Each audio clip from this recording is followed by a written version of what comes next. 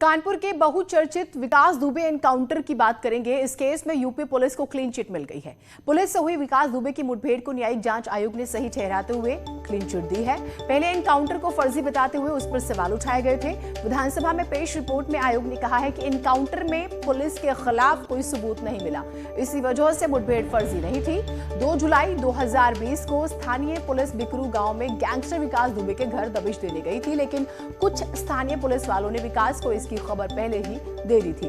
इसके बाद घात लगाए बैठे विकास और उसके साथियों ने सीओ और एसओ समेत 8 पुलिस वालों की हत्या कर दी थी। विकास दुबे कई दिन तक पुलिस से आंख मिचौली खेलता रहा।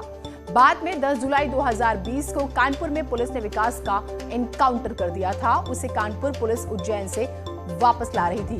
दरअसल ये डिफेंस में हुआ था क्योंकि उसने पुलिस पर हमला करने की कोशिश की थी। भागते हुए पुलिस का वेपन छीना था, तब जो है विकास दुबे का एनकाउंटर किया गया था।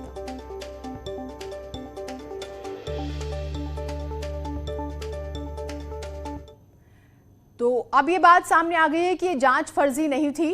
पुलिस के खिलाफ ये जो जांच है, दरअसल ये अब बात आ गई है सामने कि एनकाउंटर फर्जी नहीं था। जांच आयोग ने माना है पुलिस के खिलाफ नहीं मिले सबूत। एनकाउंटर की जांच में सबूत नहीं मिले हैं। पुलिस के बयान के खिलाफ चश्मदीद भी नहीं मिले। सुप्रीम कोर्ट की बनाई गई कमेटी ने भी क्लीन चिट दे दी है। रिटायर्ड जस्टिस की अगुवाई में ये जांच चल रही थी। 3 सदस्यीय कमेटी ने यूपी पुलिस को क्लीन चिट दे दी है। तो एनकाउंटर फर्जी नहीं था, ये स्पष्ट हो गया है। वैसे समाजवादी पार्टी ने सरकार पर निशाना साधा है। पार्टी प्रवक्ता अनुराग भदौरिया ने कहा है कि बिकरू कांड में पुलिस की भूमिका हमेशा सवालों के घेरे में रही है। यूपी में पुलिस और अपराधियों का गठजोड़ बड़ा गठबंधन बन गया है। अपराधी विकास दुबे की रिपोर्ट आने के बाद अब ये बात बिल्कुल साबित हो गई है कि उत्तर प्रदेश के अंदर में पुलिस प्रशासन और अपराधी का गठजोड़ चल रहा है। तभी उत्तर प्रदेश में अपराध रुकने का नाम नहीं ले रहा है और अपराधी विकास दुबे को पुलिस के आने की भनक पहले ही पता चल गई थी। इसके मतलब उत्तर प्रदेश के अंदर में सरकार और अपराधियों की मिली भगत है। इसी वजह से उत्तर प्रदेश में अपराध रुकने का नाम ही नहीं ले रहा है। तालिबानियों का समर्थन करने वाले भारतीय मुस्लिम धर्मगुरुओं पर साधु संतों की सबसे बड़ी संस्था अखिल भारतीय अखाड़ा परिषद ने कड़ी कार्रवाई की मांग की। अखाड़ा परिषद के अध्यक्ष महिंद्र नरेंद्र गिरी ने तालिबान का समर्थन करने वाले मुस्लिम धर्मगुरुओं के खिलाफ देशद्रोह का मुकदमा दर्ज कर उन्हें तत्काल जेल में डाल देना चाहिए, ये बात कही। मथुरा के संतों ने भी यही मांग दोहराई है। ऐसे लोग भारत में रह करके भारतीय संविधान के दायरे में रह करके कोई बयान देना चाहिए। मैं एक बार फिर कह रहा हूं कि वहां फंसे भारतीयों को लाने की सरकार पूरी योजना बना रही है। कुछ आ भी रहे हैं, जो बाकी वो भी आ जाएंगे, सकुशल आ जाएंगे। यह कार्य भारत सरकार का है, यह कार्य मुस्लिम धर्मगुरुओं का नहीं है कि देश को मान्यता देना चाहिए।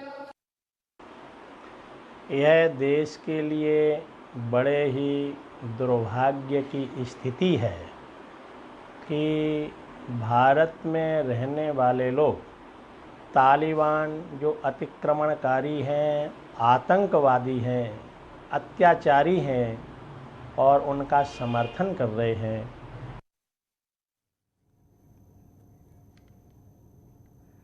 उधर कांग्रेस नेता आचार्य प्रमोद कृष्णम ने कहा है कि 2019 में बालाकोट चला था, 2022 में तालिबान चलेगा। तालिबान और हिंदुस्तान लड़ेंगे तो कौन जीतेगा, ये तो सबको पता है।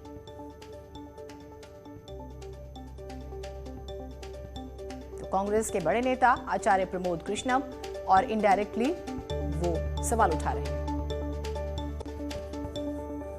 देखिए, 2019 में बालाकोट चला, 2022 में तालिबान चलेगा और खूब चलेगा। और जब तालिबान चलेगा तो फिर हिंदुस्तान भी चलेगा।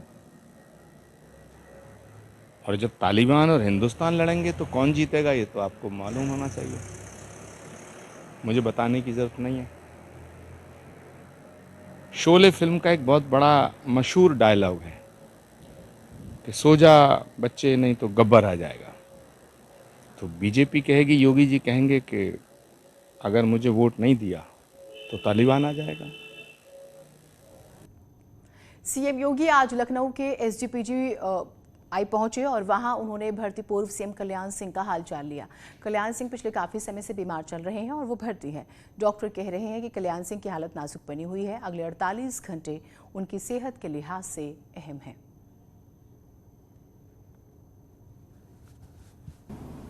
हाँ, माननीय मुख्यमंत्री की आज विजिट हुई है। सुबह विजिट हुई थी और पूर्व मुख्यमंत्री जी को वो देखने के लिए आए थे। और एक तो रूटीन उनकी विजिट रही है और दूसरा ये है कि जो पूर्व मुख्यमंत्री श्री कल्याण सिंह जी हैं, उनकी हालत में कल से डिटोरेशन हुआ है। उनका ब्लड प्रेशर कम हुआ है और उनका जो पेशाब हो रहा था वो अब सामान्य रूप से नहीं हो रहा है। तो ये चिंता का विषय है। आगरा में 3 तलाक के मामले में गिरफ्तार पूर्व दर्जा प्राप्त मंत्री चौधरी बशीर की चौथी पत्नी ने 3 तलाक कानून पर पीएम मोदी और सीएम योगी का धन्यवाद किया। कहा, इस कानून की वजह से उन्हें न्याय मिला है।